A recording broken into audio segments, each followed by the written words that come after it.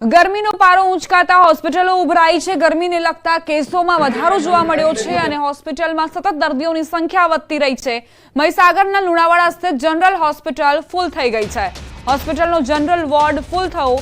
દર્દીઓને હોસ્પિટલની લોબીમાં ખાટલા નાખીને સારવાર આપવામાં આવી રહી છે।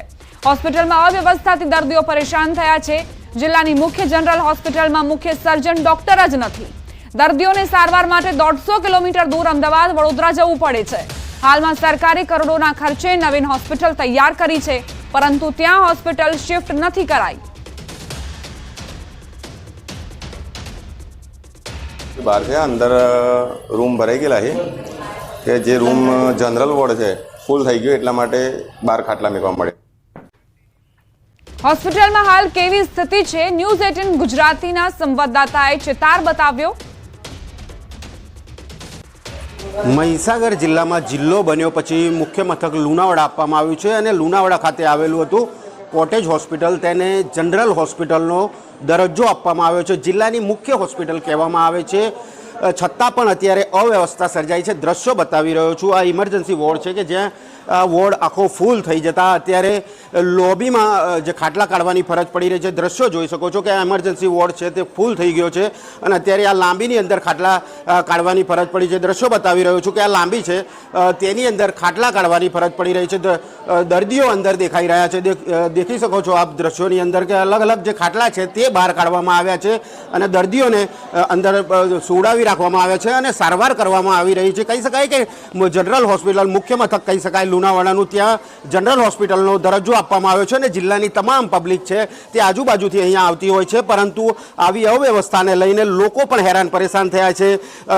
દવાખાનાની અંદર પૂરતી વ્યવસ્થા પણ ન હોવાના અહીંના દર્દીઓ છે તે પણ જણાવી રહ્યા છે। બેન, શું કહેશો? ક્યાંથી આવો છો તમે અને શું સારવાર અત્યારે થઈ રહી છે? શું કહેશો? અત્યારે વોર્ડમાં જગ્યા નથી એટલી બહાર અહીં સુવડાયો લોબી, દવા ચાલુ। તાવ આવે છે? ના, ગરમી ચડી। જી બિલકુલથી આ બેન છે, દર્દી છે કે જેઓને ગરમી ચડી રહી છે। અન્ય વ્યવસ્થાની વાત કરવામાં આવે તો જનરલ હોસ્પિટલની અંદર સર્જન ડૉક્ટર પણ નથી અને કેટલો એવો સ્ટાફ છે જેનો અભાવ અહીંયા જોવા મળી રહ્યો। દ્રશ્યો બતાવી રહ્યો છું અહીંયા આગળના કે જ્યાં ઇમરજન્સી વોર્ડ આવેલો છે અને જે કેસ બારી પણ આવેલી છે, લેબોરેટરી આવેલી છે, ત્યાં પણ એક અવ્યવસ્થા જોવા મળી રહી છે। કહી શકાય કે ક્યાંક ને ક્યાંક અહીંના લોકો છે તે નીચે બેસી રહ્યા છે અને અવ્યવસ્થાને લઈને લોકો હેરાન પરેશાન બની રહ્યા છે।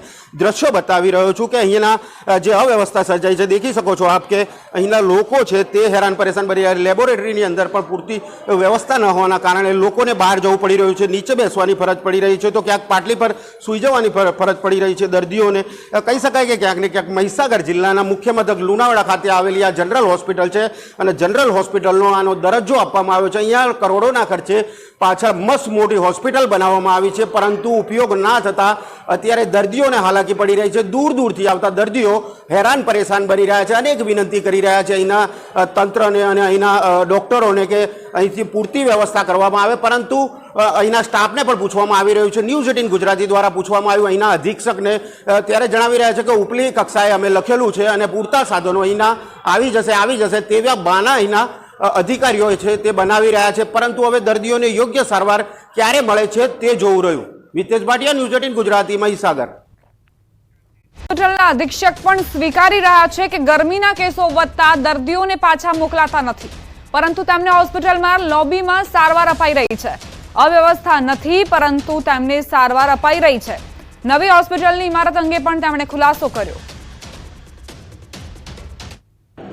એકચ્યુઅલી અત્યારે થોડી ગરમી છે અને પેશન્ટો બી વધારે આવી રહ્યા છે, તો પેશન્ટોને આપણે પાછા નથી જવા દીધા અને એમને સારવાર આપીએ છીએ, તો 1-2 પેશન્ટોને એટલા માટે બહાર રાખવા માટે રાખ્યા છે। એકચ્યુઅલી અવ્યવસ્થા નથી, અમે તો એમને સારવાર, અમારો એમ છે કે દર્દીઓને સારી સેવા જ મળે।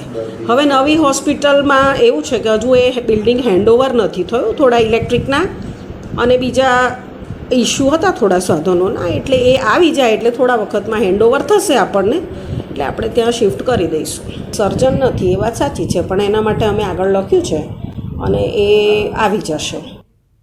ગરમીનો પ્રકોપ યથાવત છે। શહેરનો પારો 43.4 ડિગ્રી પહોંચ્યો છે। અમરેલી શહેર અગનભઠ્ઠીમાં ફેરવાયું। ભીષણ ગરમીમાં શહેરના રસ્તા સુમસામ બન્યા છે। અમરેલીમાં કાળઝાળ ગરમી વરસી રહી છે। અહીં લોકોને અંગ દજાડતી ગરમીનો અહેસાસ થઈ રહ્યો છે। ઉનાળો આવતા જ કચ્છના ભુજમાં ગરમીનું પ્રમાણ વધી જાય છે। છેલ્લા કેટલાક સમયથી ભુજ હોટસ્પોટ પણ બની રહ્યું છે। કચ્છના અન્ય શહેરો દરિયાઈ વિસ્તારના નજીક છે, જેથી ત્યાંની સરખામણીએ ભુજનું મહત્તમ તાપમાન વધુ રહેતું હોય છે। છેલ્લા કેટલાક સમયથી રાજ્યમાં પણ ભુજનું તાપમાન સૌથી વધારે જોવા મળી રહ્યું છે। ભુજ 56 ચોરસ કિલોમીટરના વિસ્તારમાં વિસ્તરી રહ્યું છે, જેના કારણે વાહનોની સંખ્યામાં પણ વધારો થતા પ્રદૂષણ વધ્યું છે અને ગ્લોબલ વોર્મિંગનું પ્રમાણ વધતા ગરમીનું તાપમાન વધારે નોંધાઈ રહ્યો છે। ભુજમાં તાપમાન વધતા જાણે કે અગનભઠ્ઠી બન્યું હોય તેવો અહેસાસ થતો હોય છે। ग्लोबल क्लाइमेट इफेक्ट है ही साथ में, लेकिन ये कि नियर बाय जो और एरियाज़ है उनमें क्या होता है आपका कभी भी जैसे अभी अपर लेवल साइक्लोन सर्कुलेशन चल रहा है तो उसमें आपके रेनफॉल के जो चांसेस होते हैं वो आसपास ज़्यादा हैं अभी। કાળઝાળ ગરમીથી અરવલ્લી વાસીઓ પણ શેકાઈ રહ્યા છે। અરવલ્લી જિલ્લામાં ગરમીનો પારો 44 ડિગ્રી પર પહોંચતા આકાશમાં ગનગોળા વરસતા હોય એટલી હદે ગરમી વરસી રહી છે। ગરમીને કારણે જિલ્લાના રાજમાર્ગો પર સ્વયંભૂ કર્ફ્યુ જેવી સ્થિતિ સર્જાઈ છે। અરવલ્લી જિલ્લામાં ગરમીનો પારો 44 પાર કરી ગયો છે। તેવા સંજોગોમાં છેલ્લા 2 વર્ષમાં સૌથી વધુ તાપમાન જોવા મળ્યું છે। દ્રશ્યો તમને બતાવી દઈશું। શામળાજી ગોધરા હાઈવે ઉપર જે પ્રકારનો ગરમીનો માહોલ છે તેના કારણે જે વાહન ચાલકો છે તે ભારે પરેશાન છે। સુમસામ હાઈવે જોવા મળી રહ્યા છે, કર્ફ્યુ જેવો માહોલ છે। સાથે ખાસ કરીને જોવા જઈએ તો જે પ્રકારની સ્થિતિ ઊભી થઈ છે તેના કારણે જે પશુ પંખીઓ છે તેમાં ક્યાંક ને ક્યાંક મોટો જે ડર છે, કારણ કે જે પ્રકારે તેઓ પરેશાન થઈ રહ્યા છે। મૂંગા પશુઓ પરેશાન થઈ રહ્યા। તમને મોબાઈલમાં દ્રશ્યો બતાવીશ કે જે પ્રકારનું મોબાઈલમાં પણ 44 ડિગ્રી તાપમાન જોવા મળી રહ્યું છે। આ સંજોગોમાં વાત કરવામાં આવે તો અરવલ્લી જિલ્લાની જે ગિરિમાળાઓ છે, ગિરિમાળાઓ સૌથી વધુ તપતી હોય છે। આ સંજોગોમાં અંબાજીથી લઈ અને અરવલ્લી જિલ્લા સુધી જે પ્રકારનો ગરમીનો માહોલ છે ક્યાંક ને ક્યાંક લોકોને રંજાડી રહ્યો છે અને લોકો પરેશાન છે, ઘરમાં પુરાઈ રહેવા માટે મજબૂર બન્યા છે। હાર્દિક પટેલ, ન્યૂઝ 18 ગુજરાતી, અરવલ્લી। જિલ્લામાં હીટવેવની આગાહી કરાઈ છે, ત્યારે બનાસકાંઠાનું ડીસા ભીષણ ગરમીમાં શેકાઈ રહ્યું છે। ડીસામાં તાપમાનનો પારો 45 ડિગ્રીએ પહોંચ્યો છે। 3 વર્ષમાં પ્રથમવાર ગરમીનો પારો 45 ડિગ્રી પર પહોંચ્યો છે। આગામી સમયમાં તાપમાન હજુ વધે તેવી શક્યતાઓ। રાજસ્થાન તરફથી સતત ફૂંકાતા પવનથી ગરમી વધી રહી છે। સતત વધતા તાપમાનથી જનજીવન પર અસરો વર્તાઈ છે। બપોરના સમયે શહેરના રોડ રસ્તા સુમસામ બન્યા છે। બજારોમાં લોકોની પાંખી હાજરી જોવા મળી રહી છે।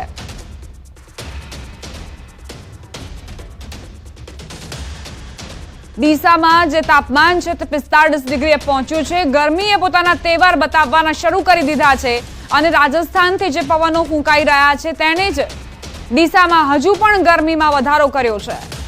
જે ગરમ લૂ વાઈ રહી છે તેના કારણે લોકો બીમાર પણ પડી શકે છે। સંવાદદાતા કિશોર જોડાઈ ગયા છે વધુ જાણકારી સાથે। કિશોર, ડીસામાં કેવા પ્રકારનું તાપમાન અને લોકોને શું પરેશાની? ચોક્કસથી દીપા, આપને જણાવી દઉં કે બનાસકાંઠાના ડીસામાં તાપમાનનો પારો જે છે તે 45 પહોંચ્યો છે અને લોકો ઘરથી બહાર નીકળતા પણ ડરી રહ્યા છે। દીપા, વાત કરવામાં આવે છેલ્લા 2 વર્ષમાં તો 2 વર્ષમાં પ્રથમવાર જે પારો છે તે 45 ડિગ્રીએ પહોંચ્યો છે અને 45 ડિગ્રીએ પારો પહોંચતા તેની સીધી જ અસર જનજીવન પર પડી રહી છે અને આગામી સમયમાં તાપમાનનો પારો હજુ પણ ઉચકાય તેવી આગાહી છે અને રાજસ્થાનના રણ પ્રદેશ તરફથી સતત જે પવનો ફૂંકાઈ રહ્યા છે તેના લીધે લોકો પણ બીમાર પડી રહ્યા છે અને આ ગરમીના લીધે લોકો ત્રાહિમામ પોકારી ઉઠ્યા છે। દીપા, આભાર કિશોર જાણકારી આપવા માટે।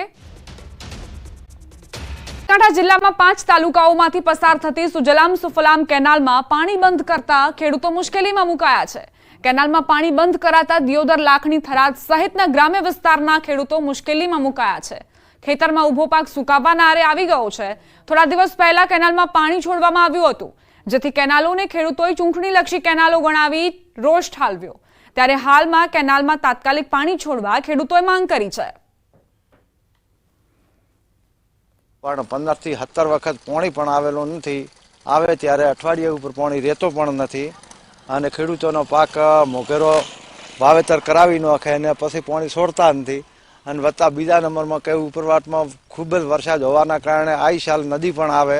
નદી આવે એટલે કેનાલનું ધોવાણ થાય। પાણી હમણાં છોડ્યું હતું, થોડું 2-3 દિવસ રહ્યું અને અમે આ પાણીના હિસાબથી વાવેતર કર્યું। 2 પાણી હજી બાજરીને દેવાનો બાકી છે અને તાત્કાલિક પાણી છોડે તો અમારો પાક નિષ્ફળ ન જાય, નકર અમારો પાક નિષ્ફળ જશે. જો સરકાર અત્યારે પાણી છોડે તો અમારું કામ થઈ જાય અને આ ખેડૂતોનો પાક બચી જાય. આ કેનાલ એક બે ખેડૂતની છે નહીં, 5 તાલુકાને લગતી છે. ન્યૂઝ 18ની ટીમ અત્યારે આપને ગ્રાઉન્ડ રિપોર્ટ બતાવવા માટે પહોંચી છે બનાસકાંઠા જિલ્લાના રાહ ગામની અંદર, અને આપ જે દ્રશ્યો જોઈ રહ્યા છો એ આપ દ્રશ્યોમાં જોઈ શકો છો કે આ સુજલામ સુફલામ કેનાલ છે, અને આ કેનાલ અત્યારે કોરી દેખાઈ રહી છે, અને અત્યારે કેનાલમાં પાણી જ નથી જોવા મળી રહ્યું. સૌથી મહત્વની વાત તો એ છે કે 5 તાલુકાઓને જોડતી સુજલામ સુફલામ કેનાલમાં અત્યારે પાણી બંધ કરી દેવામાં આવતા આપ દ્રશ્યોમાં જોઈ શકો છો કે આ કેનાલ જે છે તે અત્યારે સૂકી જોવા મળી રહી છે. ખેડૂતોની માંગ છે કે સુજલામ સુફલામ કેનાલમાં ફરી એકવાર 10 દિવસ માટે પાણી છોડવામાં આવે તો જે પિયત છે તે ખેડૂતો કરી શકે છે, પરંતુ છેલ્લા 3 દિવસથી પાણી બંધ કરી દેવામાં આવતા અત્યારે કેનાલ સુકાઈ ગઈ છે, અને કેનાલ સુકાઈ જતા ખેડૂતો છે જે અત્યારે મુશ્કેલીમાં મુકાયા છે. ખાસ કરીને બનાસકાંઠા જિલ્લામાં બાજરીનો જે પાક છે તે ઉનાળામાં વાવવામાં આવતો હોય છે, અને હવે ઉનાળુ જે બાજરી છે તે બાજરીને બચાવવી મુશ્કેલ બની છે, કારણ કે 2 પિયત હજી બાકી છે, અને જે આ કેનાલમાં પાણી બંધ કરી દેવામાં આવતા અત્યારે તો ખેડૂતોને માથે હાથ દઈને રોવાનો વારો આવ્યો છે. કિશોર તુવર, ન્યૂઝ 18 ગુજરાતી, બનાસકાંઠા.